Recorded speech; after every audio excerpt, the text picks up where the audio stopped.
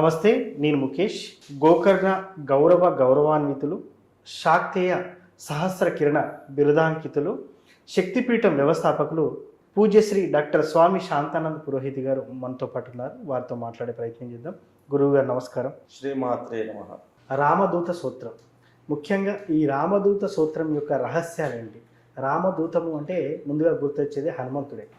ఇది చదవడం వల్ల ఎటువంటి ఫలితాలు ఉంటాయి? ముఖ్యంగా ఎవరు చదవాలంటారు?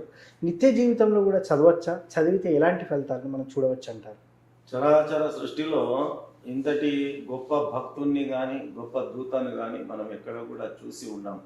అలాంటి మహనీయమైనటువంటి చారిత్ర్యము ఆంజనేయ స్వామి. కాబట్టి రామదూత అనేటటువంటి పేరిట వారు ప్రసిద్ధిగాంచడం జరిగింది. రామదూత ఆంజనేయ స్తోత్రం అనేటటువంటిది సకల కామనలను పూర్తి చేసేటటువంటి స్తోత్రము. ఇందులో ఎలాంటి సంశయం అనేటటువంటిది లేదు. అయితే ఈ స్తోత్రాన్ని పారాయణం చేయడం వల్ల ఎలాంటి ఫలితాలు మనకు కలుగుతాయి అని అంటే 1, 2 అని చెప్పడానికి వీలు లేదు. మనం ఆ రామదూత స్తోత్రాన్ని కనుక చదువుతూ వెళితే మొదటి శ్లోకం కానీ 2వ శ్లోకం కానీ ఈ ఒక్కొక్క శ్లోకంలో అత్యంత స్పష్టంగా అందులో ఉన్నటువంటి ఆ పదాలను మనము ఆకలింపు చేసుకుంటే వచ్చే ఫలితం ఏమిటో ఇట్లాగే మనము ఊహించవచ్చు. అలాంటి ఉత్కృష్టమైనటువంటిది రామదూత ఆంజనేయ స్తోత్రం అనేటటువంటిది. ఈ స్తోత్ర పారాయణం చేయడం వల్ల మనకు దుస్వప్నములు ఏవైతే ఉంటాయో ఆ దుస్వప్నముల బారి నుంచి మనం దూరం కావచ్చు. తర్వాత శత్రు బాధ అనేటటువంటిది ఉంటుంది మనకు. ఈరోజు రేపు ఉన్నటువంటి సమాజంలో మన పాలిట మనం ఏదో కార్యక్రమాలు మన పనులు మనం చేస్తూ ఉంటే కూడా మనల్ని అడ్డగించేటటువంటి వాళ్ళు ఆర్థికంగా కానీ మానసికంగా కానీ శారీరకంగా కానీ దెబ్బగొట్టి ఇబ్బంది పెట్టి ప్రయత్నం చేసే మార్గంలో ఉన్నటువంటి వాళ్ళు కోకొల్లలు ఉన్నారు ఈరోజు సమాజంలో. దానిని మనం శత్రు బాధ అని చెప్పడం జరుగుతుంది. అలాంటి శత్రు బాధ కూడా ఈ స్తోత్ర పారాయణం వల్ల మనకు నిర్మూలన అవుతుంది. అట్లాగే మనిషికి బుద్ధి కుశలత అనేటటువంటిది పెరుగుతుంది. మనం ఏం చేసినా కూడా బుద్ధి కర్మానుసారిణి అని మనకు శాస్త్రోక్తి. కాబట్టి మనం చేసేటటువంటి పనులన్నీ కూడా ఆ బుద్ధి ఆధారంగానే జరుగుతుంటాయి. కాబట్టి ఆ సన్మతి, ఆ సద్బుద్ధి, లేకపోతే ఏ సమయానికి ఏం చేయాలనేటటువంటిది అప్పటికప్పుడు స్ఫురణకు రావడం అనేటటువంటిది కూడా అతి ముఖ్యమైనటువంటి విషయము.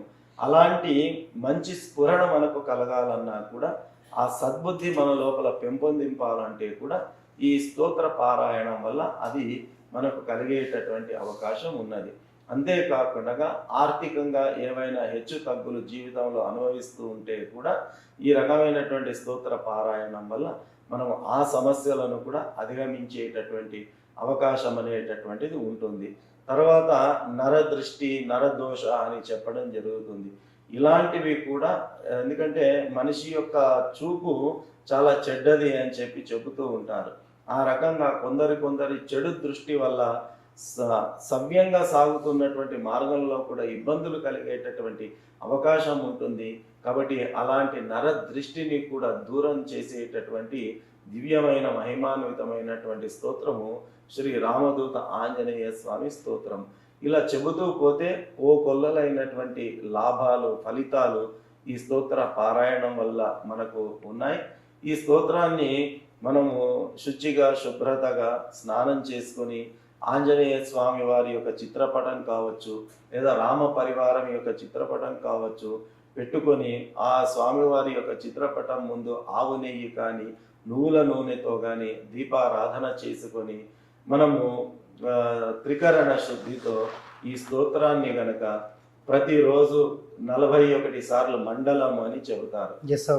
అలా మండల సంఖ్య పూర్తి చేసే అవకాశం లేకున్నప్పటికీ కూడా 3 పూటల్లో 3 సార్లు అయినా పారాయణం చేసుకోవచ్చు.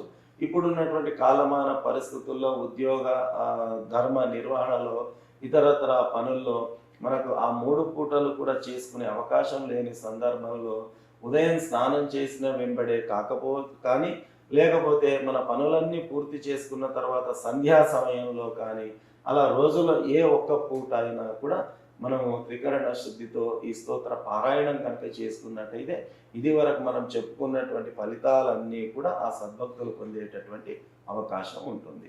సో ముఖ్యంగా సార్ చాలామంది చదవడానికి ఉంటారు, కొంతమంది వినడానికి ఉంటారు. మరి విన్న చదివిన ఒకే ఫలితాన్ని మనం చూడవచ్చు అంటారా ఇలాంటి క్రమంలో? అంటే ఇక్కడ చదవడము అనేటటువంటిది అత్యంత ముఖ్యమైనటువంటి విషయం. ఇప్పుడు ఏదైనా ఒక పదార్థం ఉంది అనుకోండి, ఆ పదార్థాన్ని మనం తింటేనే మన కడుపు నిండుతుంది. వాళ్ళు తింటుండగా మనం చూస్తూ ఉన్నాం అనుకోండి, తినేవాడి కడుపు నిండుతుంది కానీ మనకు ఎలాంటి ప్రయోజనము ఉండదు. అలాగే వింటే కూడా ఫలితం అనేటటువంటిది ఉంటుంది, లేదు అని చెప్పడానికి వీలు లేదు. ఎందుకంటే శాస్త్రంలో అది కూడా చెప్పారు, శృణ్వన్ తపః అనేటటువంటి మాటను మనకు చెప్పారు. వినడం కూడా ఒక గొప్ప తపస్సుతో సమానము అనేటటువంటి విషయాన్ని చెప్పారు. ఏదో మామూలుగా మనం ఫోన్లో కానీ ఇతరత్ర యూట్యూబుల్లో కానీ అట్లా వినడం కంటే కూడా స్వయంగా మనం ఉచ్చరించి ఆ పారాయణం చేయడం వల్ల ద్విగుణీకృతమైనటువంటి సత్వరమైనటువంటి ఫలితాలు పొందేటటువంటి అవకాశం ఉంటుంది. కాబట్టి మనం వ్యక్తిగతంగా మనం పారాయణం చేయడం అనేటటువంటిదే అత్యంత శ్రేయోదాయకమైనటువంటి విషయం. 41 రోజులు ఈ మంత్రాన్ని అయితే చదవమని చెప్పారు గురుగారు. మరి ఈ 41 రోజులు ఒక పటం పెట్టుకొని చదవమని అయితే చెప్పారు ఇందాక. మరి చదివే ముందు కానీ చదివి అయిపోయిన తర్వాత కానీ కొబ్బరికాయ లాంటిది ఏమైనా స్టార్టింగ్ కొట్టాలా? అదేవిధంగా ఇలాంటి మాండలిక దీక్షలో ఉన్నప్పుడు మనం ప్రతిరోజు నైవేద్యం లాంటిది ఏమైనా పెట్టాలా? కొంతమంది బ్యాచులర్గా ఉంటారు, ఆధ్యాత్మిక జీవితాన్ని గడిపే వాళ్ళు ఉంటారు, కానీ అక్కడ రూమ్లో పరిస్థితులు అనుకూలించిన వారు డైరెక్ట్ రోజు గుడికి వెళ్ళి చదవచ్చు అంటారా? మీరేం చెప్తారు? చిన్న వివరణ. మన ధర్మంలో భక్తి అనేటటువంటిది అత్యంత సరళీకృతమైనటువంటిది. ఇది మనస్సుకు సంబంధించినటువంటి విషయం, చిత్తశుద్ధికి సంబంధించినటువంటి విషయం. కాబట్టి 41 రోజులు పారాయణం చేయాలన్న ఒక మండల దీక్ష చేపట్టినప్పుడు ఏదైనప్పటికీ కూడా సంకల్పం అనేటటువంటిది అత్యంత ముఖ్యమైనటువంటిది. కాబట్టి మొదటిసారి ప్రారంభం చేసేటప్పుడు బ్రాహ్మణోత్తముల ద్వారా ఆ యొక్క సంకల్ప పూజ చేసుకొని స్తోత్రాన్ని ప్రారంభించడం అనేది అత్యంత విశేషమైనటువంటిది. తర్వాత మండల కాలము పూర్తయిపోయిన తర్వాత ఉద్యాపన అనేటటువంటి పదప్రయోగం చేస్తారు. అంటే ముగింపు అని అర్థం.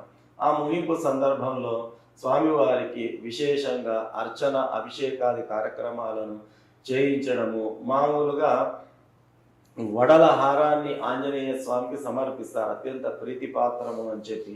లేదా తమలపాకులతో స్వామివారికి పూజ చేయించడం కానీ, వడల హారాన్ని సమర్పించడం కానీ, ఈ రకంగా మన శక్తి కొలది, భక్తి కొలది, స్తోమత కొలది, యోగ్యత కొలది మనం స్వామివారిని మన వీలును బట్టి మనం అర్చించుకోవచ్చు. ఇక నిత్య నైవేద్యం విషయం అంటారా, మనకు భగవంతుడి అనుగ్రహం చేత ఏది సాధ్యమైతే దాన్ని నివేదనగా మనం సమర్పించుకోవచ్చు. ఏది లేని పక్షంలో ఒక అరటిపండు స్వామివారి ముందు పెట్టి స్వామివారికి నివేదన చేసినా కూడా అది మహా నైవేద్యంగా భావింపబడుతుంది.